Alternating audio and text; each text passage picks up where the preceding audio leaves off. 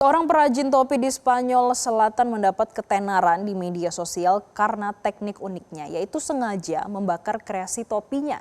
Teknik ekstrim ini merupakan bagian dari proses kreatif yang berhasil mengubah hobi sang perajin menjadi bisnis internasional yang sangat berkembang. Pembelinya kini berasal dari berbagai penjuru dunia, termasuk sejumlah selebriti Hollywood.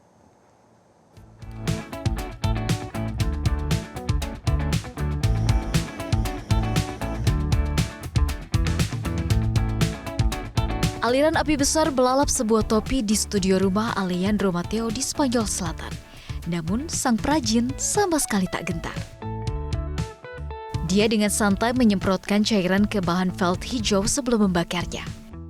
Mateo telah mengulangi proses ini ratusan kali.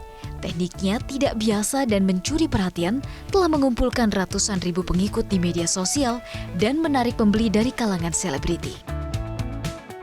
Pria 42 tahun ini berasal dari Provinsi Almeria, Andalusia, tidak pernah berniat menjadikan ini pekerjaan utamanya. Sebelumnya ia adalah seorang koki di pesawat maskapai penerbangan Timur Tengah.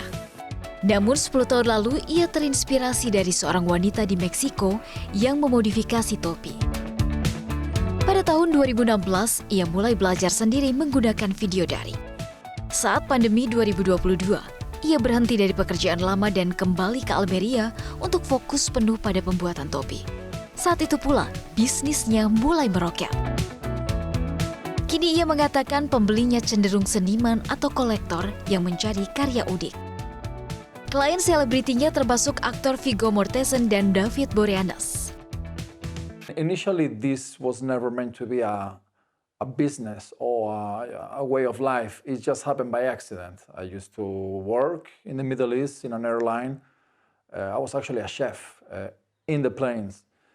But I saw somebody that did something similar and I got inspired, like in a trip in Mexico.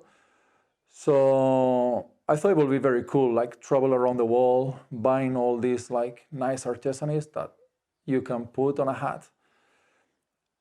So I started doing it initially just as a hobby, but then it was a time.